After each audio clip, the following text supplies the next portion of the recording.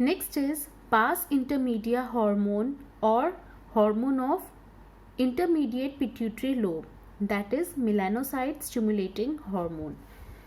Melanocyte means it is from two words, melano from melanin pigment and cyte means cells, which means melanin containing cells.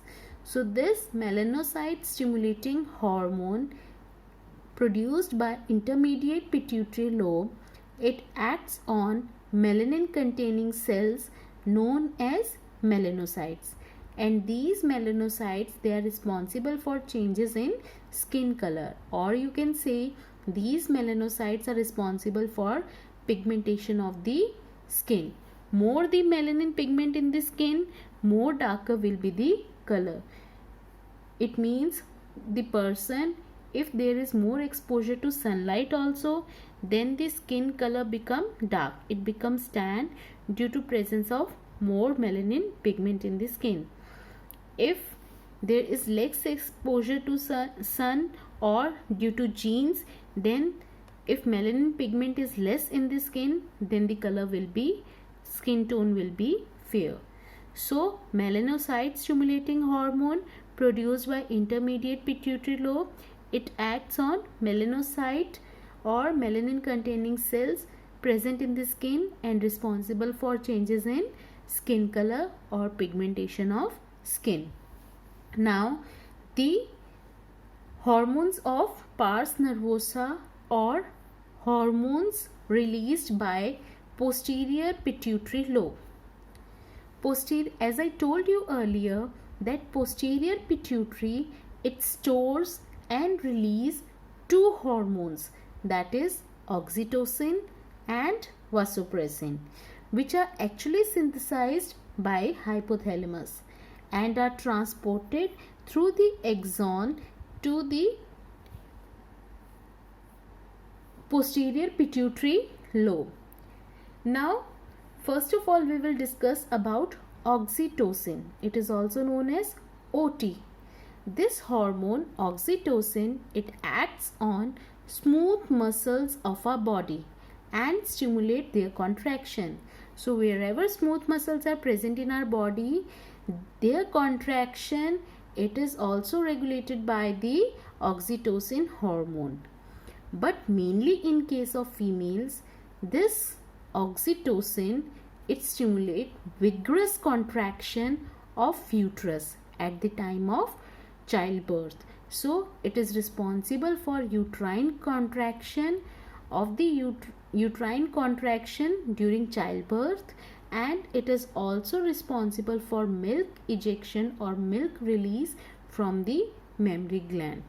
Okay, so sometimes it is also known as, oxytocin is also known as birth hormone, because it helps in the uterine contraction, which help in the release of child or birth of child. Okay, but mainly it occurs in male as well as female both. In males, because it is responsible for the contraction of the smooth muscle, it stimulates the contraction of smooth muscles.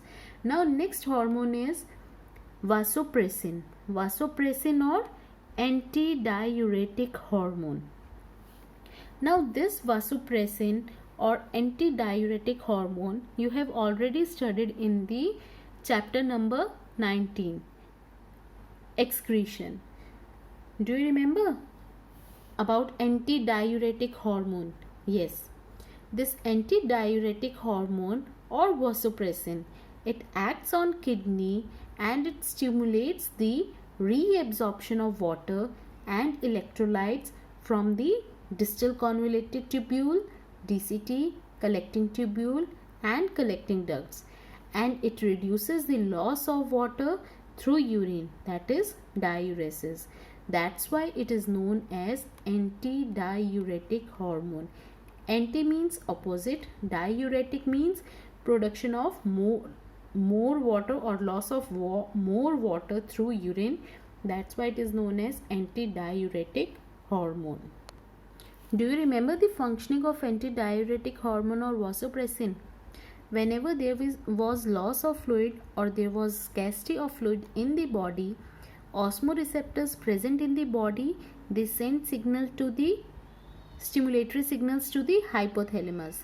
Then hypothalamus, it synthesizes the ADH or vasopressin, and through posterior pituitary lobe, this vasopressin or antidiuretic hormone was released into the blood, and via blood this hormone reaches to the nephron, to the kidney and to the nephron. And in nephron, what it causes, it changes the permeability of the DCT, or you can say it increases the permeability, or it causes the reabsorption of water and electrolytes from the distal convoluted tubule.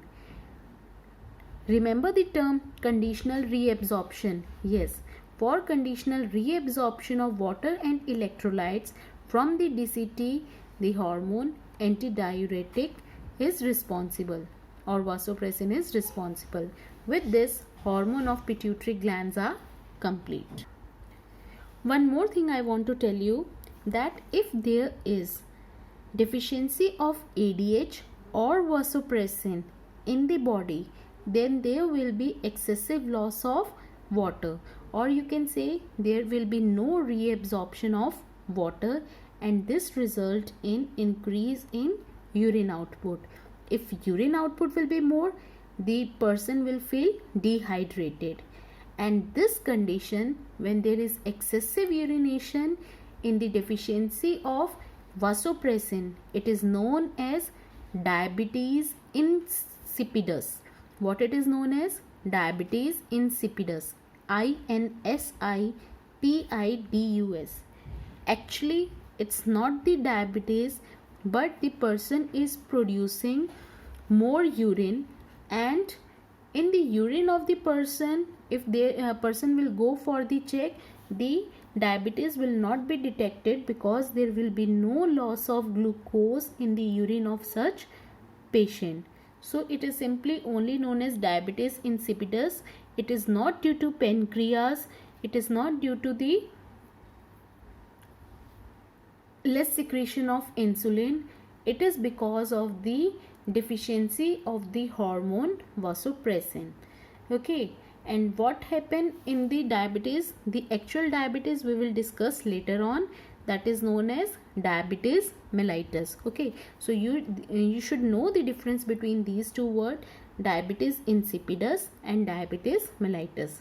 Diabetes insipidus, it is caused due to deficiency of vasopressin, and diabetes mellitus, MELLITUS, that is caused due to deficiency of insulin in the body, which result in presence of excess glucose in the blood and release of glucose in the urine of the person.